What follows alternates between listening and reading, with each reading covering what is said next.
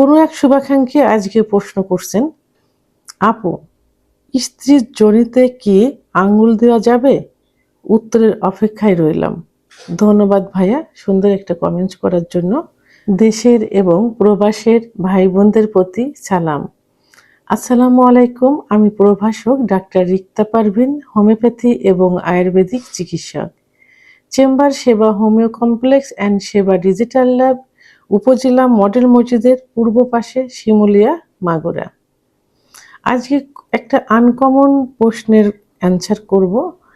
আসলে জানতে হবে, শিখতে হবে, শিক্ষার কোনো শেষ নেই। এবং আমি যে টিপসগুলো দিয়ে থাকি মেডিকেল দিক থেকে দিয়ে থাকি, সেক্ষেত্রে লজ্জার কোনো কারণ নেই।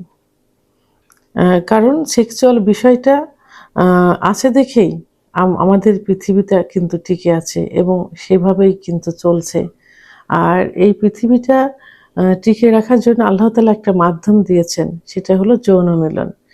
সেটাকে সঠিকভাবে পরিচর্যা করা আমাদের সবার দায়িত্ব এবং সেটা অবশ্যই ইসলামের দৃষ্টিকোণ থেকে হতে হবে। আমি আগেই বলেছি, লজ্জার কোনো কারণ নেই, অবশ্যই শিখতে হবে। এখন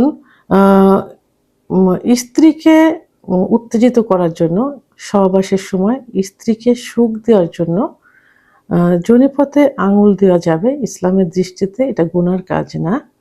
তবে সেক্ষেত্রে কিছু নিয়ম অবশ্যই ফলো করতে হবে, কারণ যৌনাঙ্গ অত্যন্ত সেন্সিটিভ একটা জায়গা। ফোরপ্লে করার একটা অঙ্গ হিসাবেও কিন্তু যোনিতে হাত দেওয়া বোঝায়। তো অনেকে হাত দিতে গিয়ে ওখানে ক্লাইটোরিসে হাত দেয়, যোনিপথে হাত দেয়, অনেকে একটু ভিতরে ইন করে। তো সেক্ষেত্রে সতর্কতা অবলম্বন করতে হবে। খেয়াল রাখতে হবে আপনার আঙ্গুলের যে চারিটা থাকে ওইটা যেন বড় না থাকে, কারণ অনেক সময় খোঁচা লেগে ভিতরে ব্লিডিং হতে পারে। আর এতটাই সেন্সিটিভ জায়গা যে এখানে ব্লিডিং হলে কলড আকারে বড় বড় আকারে বের হবে, তখন বন্ধ করা কিন্তু ছোট আপ হয়ে যাবে, খুবই কষ্টের হয়ে যাবে।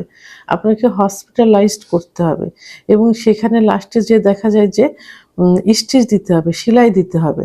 ডাক্তার যদি সূক্ষ্মভাবে ধরতে না পারে, এভাবে ব্লিডিং হতে হতে একটা সময় কিন্তু মৃত্যুর মুখে পতিত হতে পারে। এই জন্য এদিকে খেয়াল রাখতে হবে, হাতের আঙুলের যেন চারাটা যেন বড় না থাকে, এটা প্লেন করে ফেলতে হবে, কোনো রকম যেন উঁচু নিচু না থাকে এবং আঙুলে যেন কোনো ময়লা না থাকে, কারণ ভিতরে ইনফেকশন হয়ে সার্ভিসাইটিস হতে পারে, জয়ের মুখে ইনফেকশন হতে পারে, ভিতরে ওয়ালে ইনফেকশন হতে পারে এবং একটা পর্যায়ে যে কি হতে পারে, ক্যান্সার হতে পারে। তো এই জন্য এটা কিন্তু খুব ছোট একটা বিষয় না, খুবই সেন্সিটিভ একটা বিষয়।